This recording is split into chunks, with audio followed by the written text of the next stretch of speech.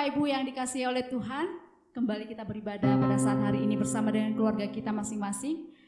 Kita akan mempersiapkan hati kita untuk masuk dalam hadirat Tuhan. Kita menyembah Dia, kita akan memuji Dia. Mari kita siapkan hati kita, mari kita berdoa.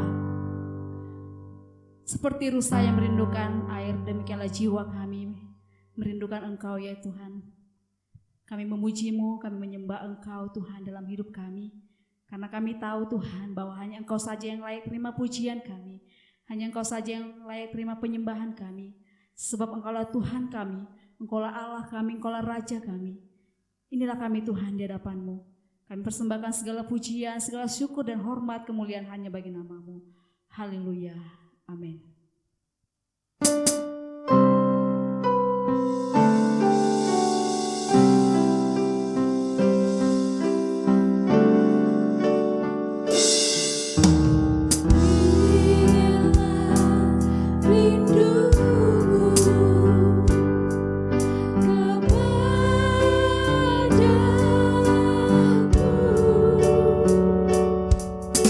Senang hati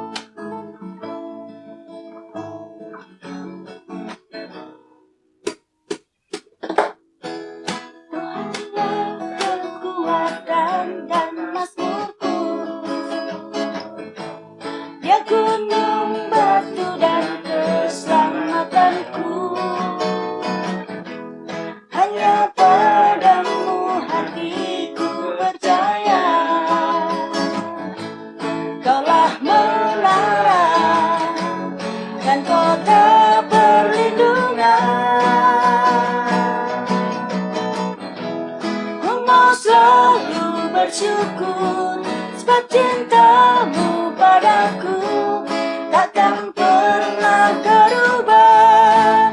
Hatiku percaya walau bumi bergoncang, gunung-gunung beranjak, namun kasih setiamu tak pergi dariku.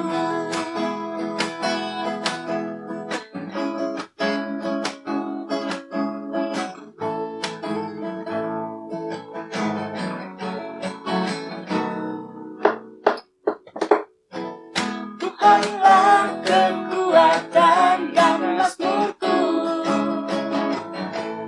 ya gunung batu dan keselamatanku. Hanya padamu hatiku percaya, Kaulah menara dan kota perlindungan. Ku mau selalu bersyukur sebab cintamu padaku takkan pernah berubah. Hatiku percaya walau bumi bergoncang, gunung-gunung beranjak, namun kasih setiamu tak pergi dariku. Ku mau selalu bersyukur sebab cintamu padaku takkan pernah berubah. Hatiku percaya walau bumi bergoncang, gunung-gunung beranjak, namun kasih setiamu tak pergi dariku. Kasih setiamu tak pergi dariku.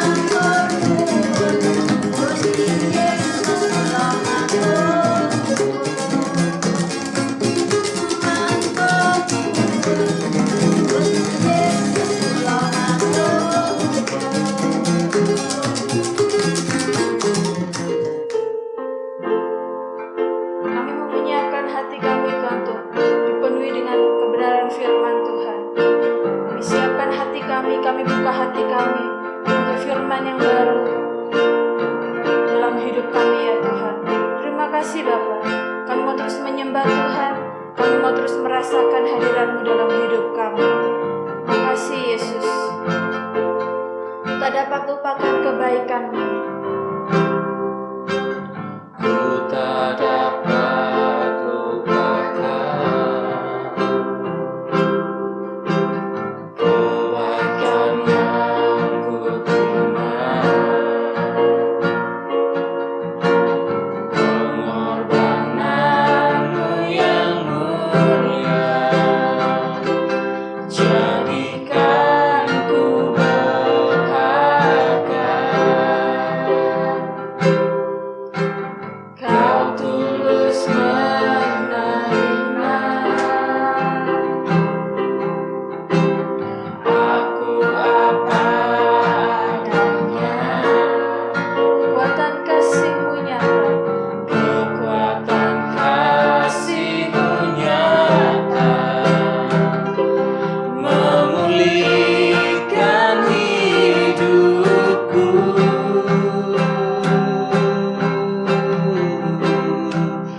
Kau bukan Tuhan yang melihat rupa, Kau bukan Tuhan yang memandang harta. Hati hamba yang selalu Kau cari, biar Kau temukan di dalamku. Selama ku hidup, ku menyembah-Mu, sebab Engkau sangat berarti bagiku. Yang terbaik yang ada padaku, ku persembahkan kepadamu, Yesusku. Kau tulus menerima aku apa adanya. Kau tulus menerima aku apa adanya, Kekuatan kasih-Mu nyata. kekuatan kasih-Mu nyata, memulihkan hidupku.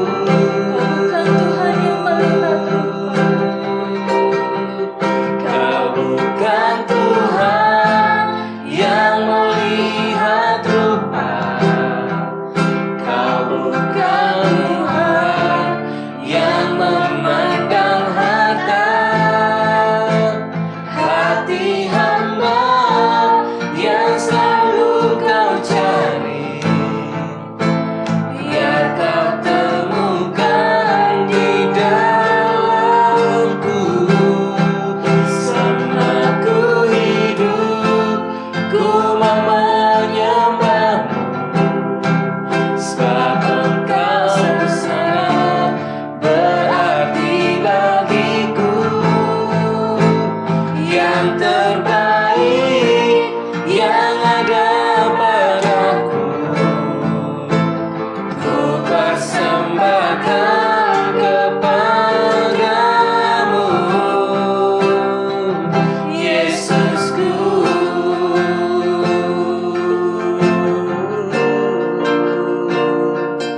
Kami sembah Engkau Tuhan, haleluya.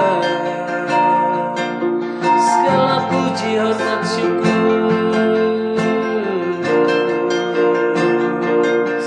kami naikkan, syukur kami Tuhan hanya bagi-Mu.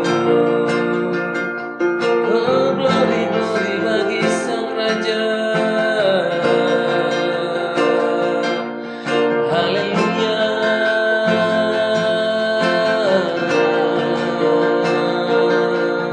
Syukur kami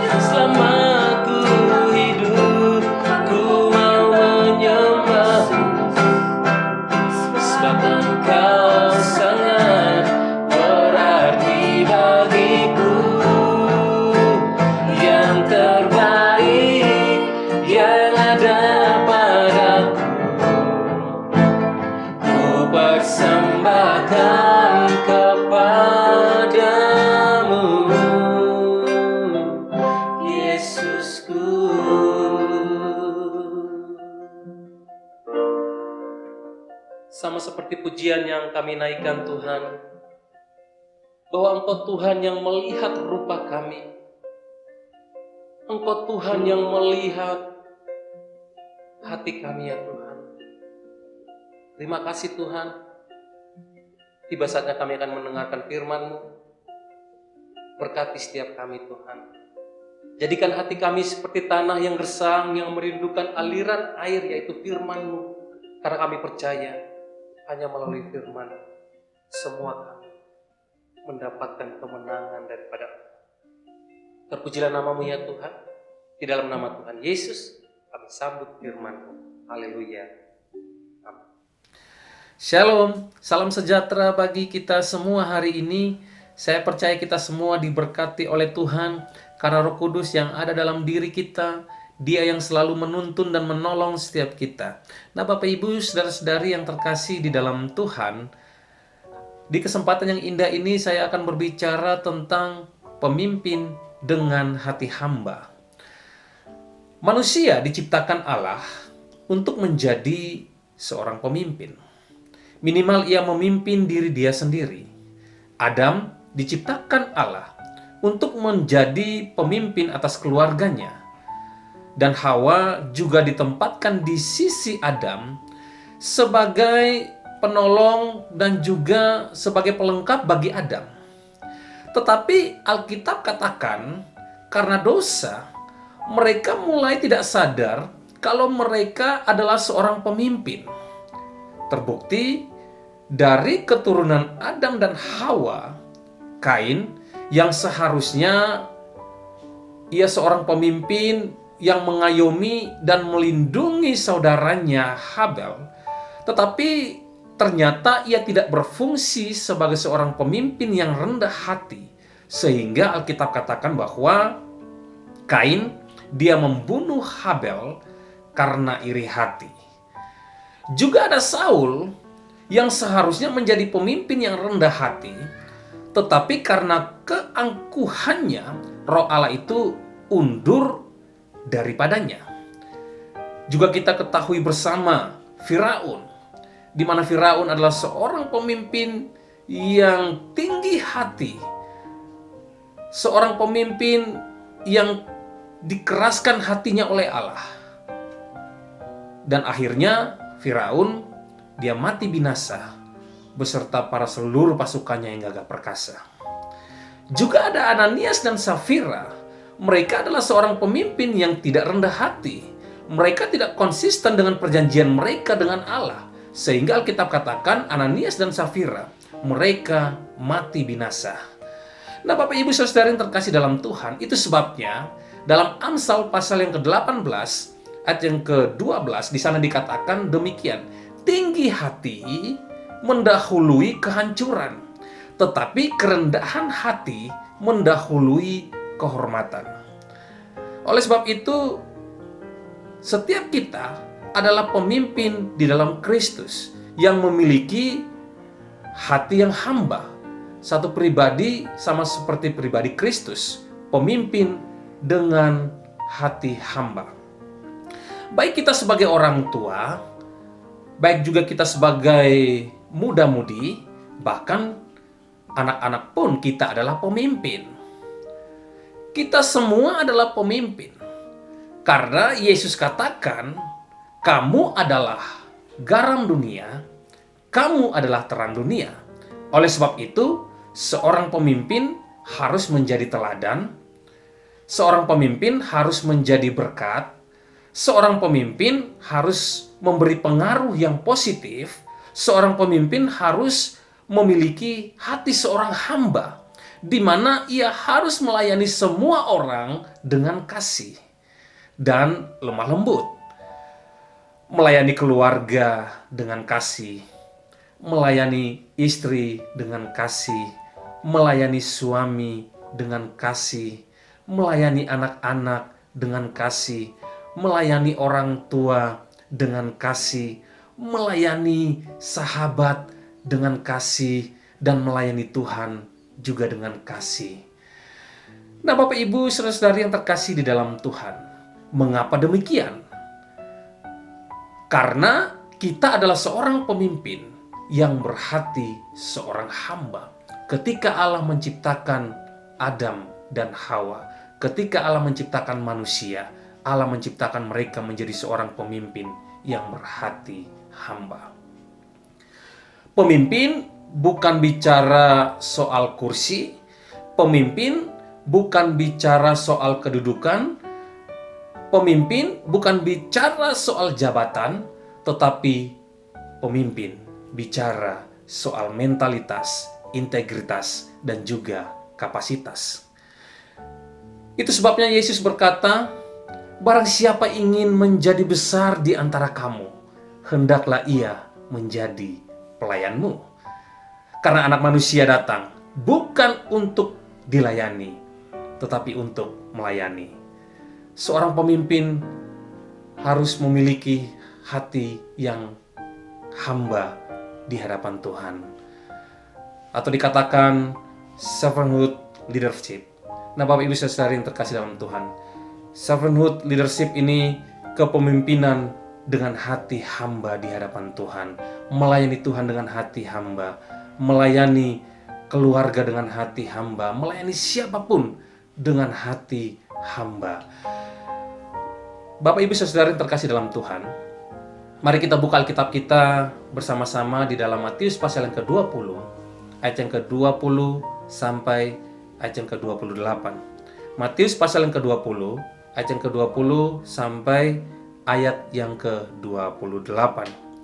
Di sini dengan perikop, permintaan ibu Yakobus dan Yohanes bukan memerintah, melainkan dilayani. Ayat yang ke-20. Maka datanglah ibu anak-anak Zebedeus serta anak-anaknya itu kepada Yesus, lalu sujud di hadapannya untuk meminta sesuatu kepadanya. Kata Yesus, "Apa yang kau kehendaki?" Jawabnya, "Berilah perintah supaya kedua anakku ini boleh duduk kelak di dalam kerajaanmu, yang seorang di sebelah kananmu dan yang seorang lagi di sebelah kirimu." Tetapi Yesus menjawab, katanya, "Kamu tidak tahu apa yang kamu minta. Dapatkah kamu meminum cawan yang harus kuminum?" Kata mereka kepadanya, "Kami dapat." Yesus berkata kepada mereka, "Cawanku memang akan kamu minum, tetapi hal duduk di sebelah kananku atau di sebelah kiriku, aku tidak berhak memberikannya. Itu akan diberikan kepada orang-orang bagi siapa Bapakku telah menyediakannya." 24. Mendengar itu, marahlah ke-10 murid yang lain kepada kedua saudara itu. Tetapi Yesus memanggil mereka lalu berkata, "Kamu tahu bahwa pemerintah-pemerintah, bangsa-bangsa memerintah rakyatnya dengan tangan besi, dan pembesar-pembesar menjalankan kuasanya dengan keras atas mereka. Tidaklah demikian di antara kamu. Barang siapa ingin menjadi besar di antara kamu, hendaklah ia menjadi pelayanmu, dan barang siapa ingin menjadi terkemuka di antara kamu, hendaklah ia menjadi hambamu. Sama seperti Anak Manusia datang bukan untuk dilayani, melainkan untuk melayani dan untuk memberikan nyawanya menjadi tebusan bagi banyak orang." Nah, Bapak Ibu saudara-saudari yang terkasih dalam Tuhan, dalam hal ini yang dimaksudkan oleh Yesus di sini tentang seorang pemimpin yang dengan apa yang Tuhan inginkan. Ketika ibu dari Yakobus dan Yohanes datang dan memohon kepada Yesus, ia memohon kepada Yesus supaya kedua anaknya duduk di sebelah kanan Yesus, Allah Bapa. Tapi Yesus, dia menjawab kepada ibu dari Yakobus dan juga Yohanes bahwa seorang pemimpin harus memimpin dengan apa yang Tuhan inginkan.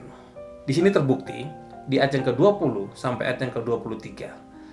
Maka datanglah ibu anak-anak Zebedeus serta anak-anaknya itu kepada Yesus, lalu sujud di hadapannya untuk meminta sesuatu kepadanya. Kata Yesus, "Apa yang kau kehendaki?"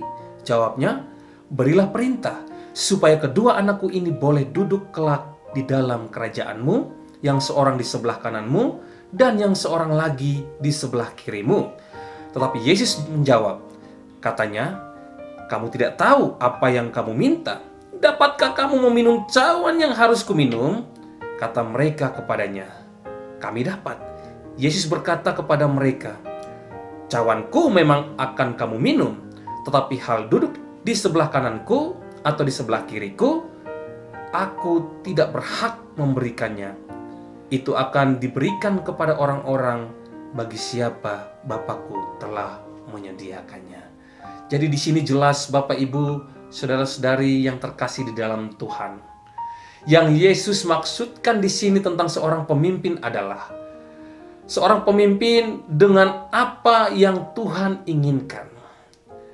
Oleh sebab itu Bapak Ibu, saudara-saudari yang terkasih dalam Tuhan, ketika kita menjadi seorang pemimpin, kita harus memimpin dengan apa yang Tuhan inginkan di dalam hidup kita. Memimpin keluarga kita, memimpin pasangan hidup kita, memimpin anak-anak kita, memimpin siapapun, bahkan di dalam pelayanan pun, kita harus memimpin dengan apa yang Tuhan inginkan. Ini yang Tuhan mau kepada murid-muridnya. Mereka memahami tentang hal ini. Mereka harus memimpin dengan apa yang Ia inginkan dalam hidup mereka. Memimpin dengan kehendak dan rencana Tuhan.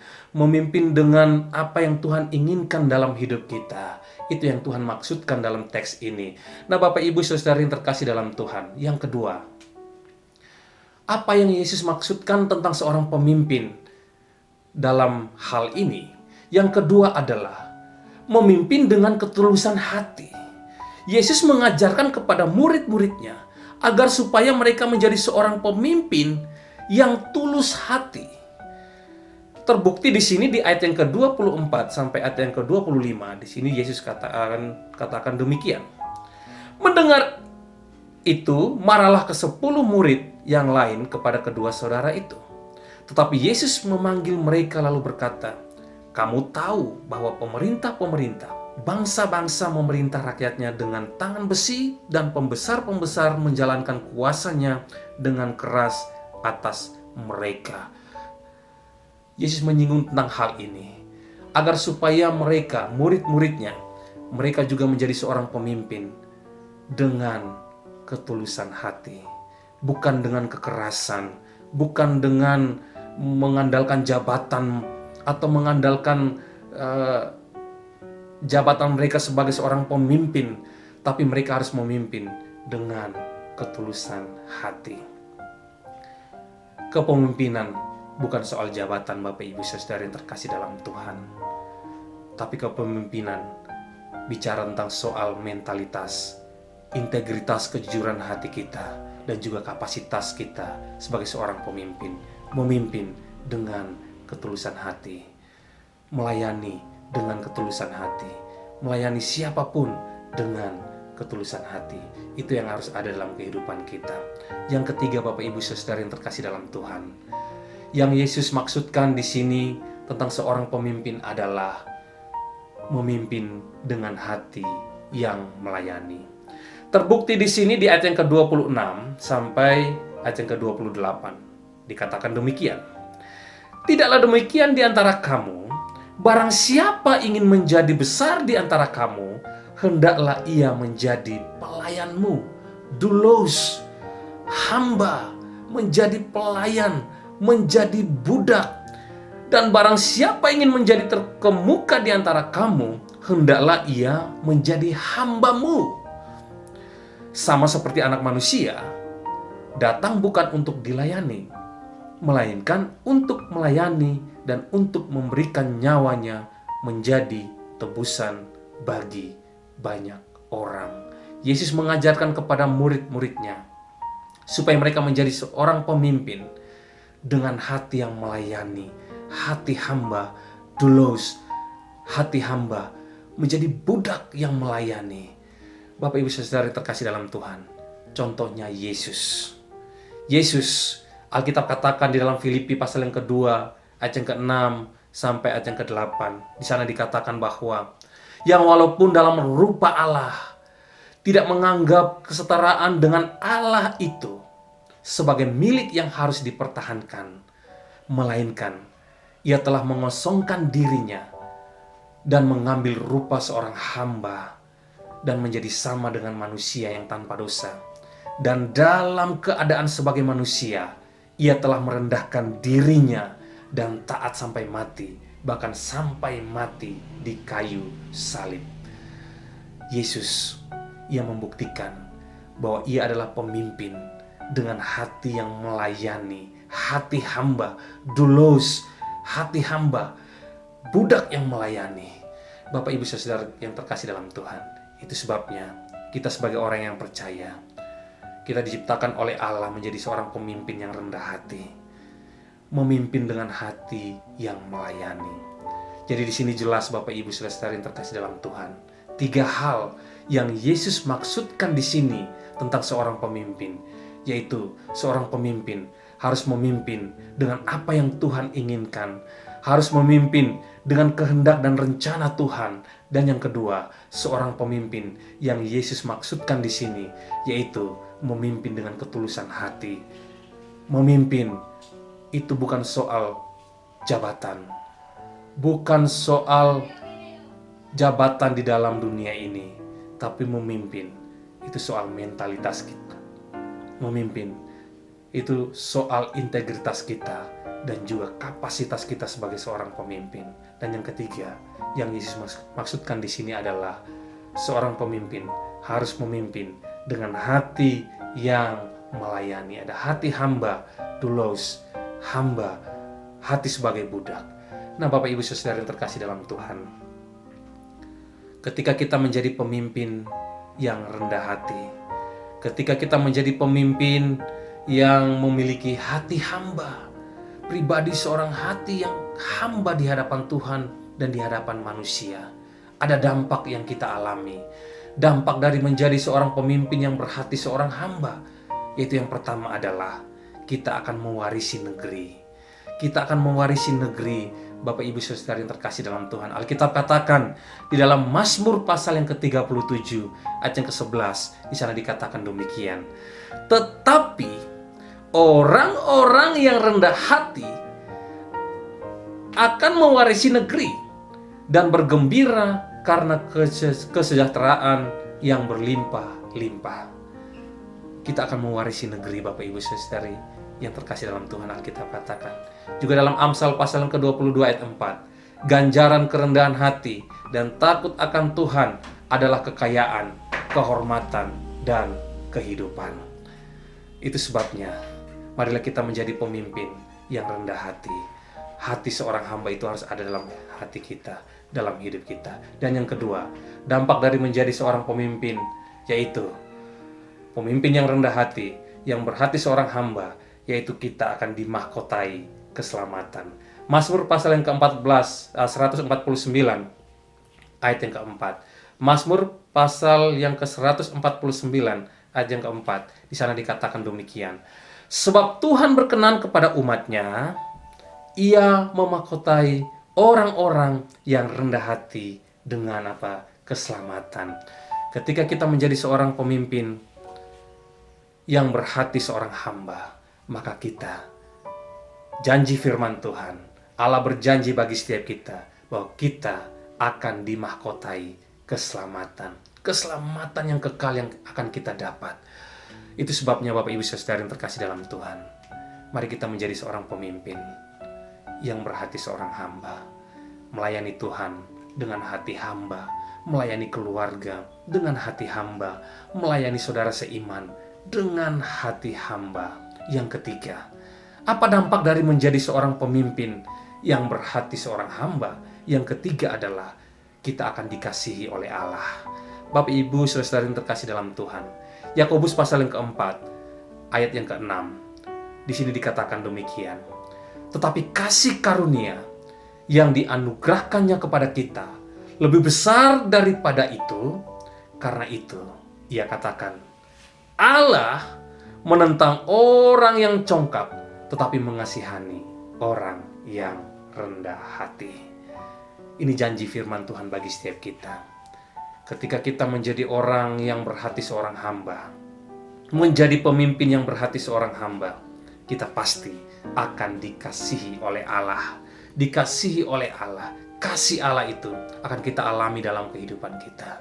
Bapak Ibu Saudara yang terkasih dalam Tuhan, itu sebabnya Yesus Ia mengajarkan kepada murid-muridnya agar supaya mereka menjadi seorang pemimpin, memimpin dengan apa yang Tuhan mau dalam hidup mereka, apa yang Tuhan kehendaki di dalam hidup mereka, memimpin dengan kehendak dan rencana Tuhan. Dan juga Yesus inginkan kepada murid-muridnya, yaitu mereka harus memimpin dengan ketulusan hati mereka, dan juga mereka harus memimpin dengan hati yang melayani, hati hamba, doulos, menjadi budak yang melayani. Bapak Ibu Saudara yang terkasih dalam Tuhan, kiranya firman Tuhan hari ini memberkati setiap kita menjadi pemimpin yang memiliki kerendahan hati di hadapan Tuhan. Mari kita berdoa. Kami bersyukur Tuhan buat firman Tuhan hari ini yang mengajarkan kami untuk kami harus menjadi pemimpin yang memiliki kerendahan hati di hadapan Tuhan. Roh Kudus menolong setiap kami ya Tuhan. Terima kasih ya Tuhan, terima kasih. Tuhan menolong setiap mereka yang menyaksikan khotbah ini ya Tuhan, agar supaya mereka menjadi seorang pemimpin yang luar biasa, menjadi teladan bagi banyak orang, bagi keluarga, bagi siapapun yang mereka jumpai, memberi dampak positif bagi semua orang.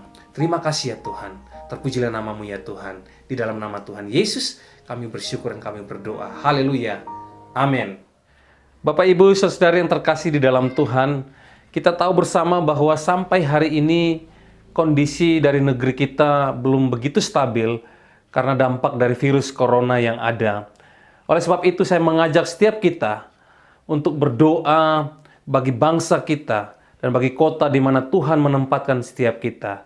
Biarlah pujian ini menjadi doa kita hari ini di hadapan Tuhan. Indonesia,